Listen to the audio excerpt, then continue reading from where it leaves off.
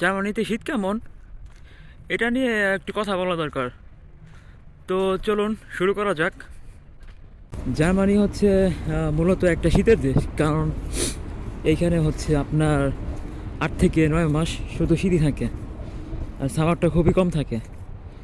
তো যাদের হচ্ছে একটু ঠান্ডায় সমস্যা আছে, ঠান্ডা অ্যালার্জি আছে, যেমন আমার ঠান্ডা অ্যালার্জি আছে, আমার কফে সমস্যা হয়, তো তাদের জন্য হচ্ছে এরকম শীত প্রধান দেশে সারভাইভ করাটা একটু কঠিন, কারণ বাইরে খুবই ঠান্ডা থাকে।